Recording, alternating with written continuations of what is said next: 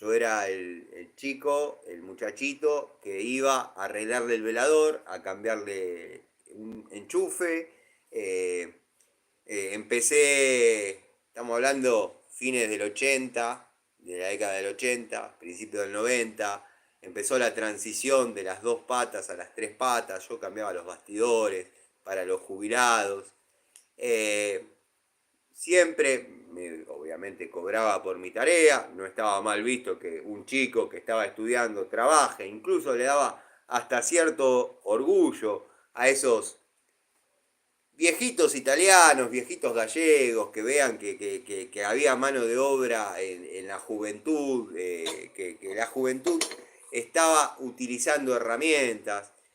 Y hoy en día, ver las jubilaciones, mucha de esa gente que yo nombro ya no está. Obviamente trabajo para los hijos, para los nietos. He trabajado para el nieto de esa persona cuando se juntó con una mujer, se casó, después se han separado, seguí trabajando para él con una nueva pareja, para ella con una nueva pareja, o sea, hay mucha historia. Pero es triste que hoy un jubilado quizás no me pueda llamar para realizar las tareas. Un jubilado está ganando 300 pesos. Está bien, hay otros jubilados que ganan el doble que uno. No importa, no es.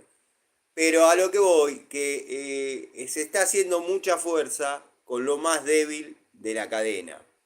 Eh, los jubilados, y esto es lo que iba cuando me empecé a ir por las ramas, vieron cómo es uno, eh, son considerados una molestia, un gasto para el país. Son personas que aportaron, si llegaron a la condición de jubilados, son trabajadores pasivos.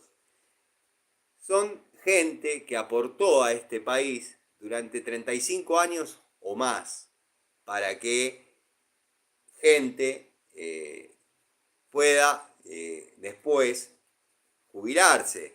O sea, llegué a los aportes, es plata que yo estoy poniendo en el Estado, en el país, para cuando ya no pueda seguir desarrollando tareas, no sea una carga y me la vayas devolviendo.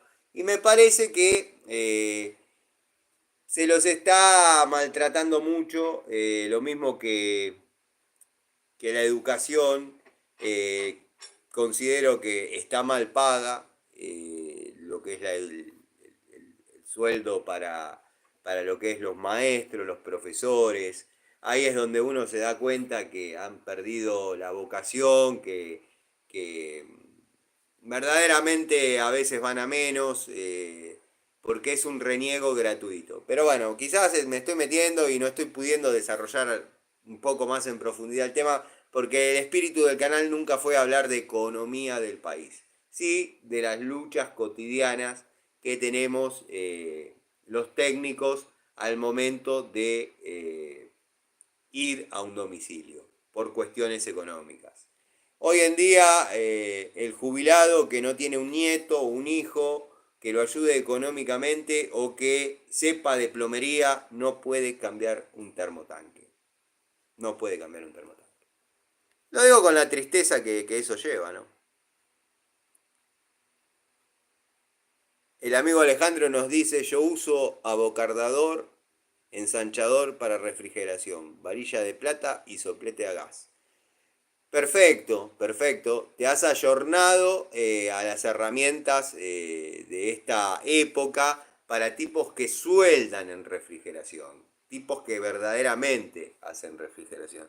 Te felicito, estás muy, muy bien. Incluso yo veo a veces videos tuyos, fotos tuyas en Instagram y sos un gran técnico, la verdad sos un gran técnico. Mauro Ricati, te mando un saludo, gracias por estar. Agustín Blanco, buenas. ¿Hay jubilación en tu país? Sí, hay. ¿Paga algo el gobierno? ¿Qué sé yo? No sé. Ya hablé demasiado sobre eso. Yo estoy como ayudante en gas, porque estoy empezando, pero mientras me voy comprando mis herramientas, mi abuelo me dio una Stilson, se usaba en el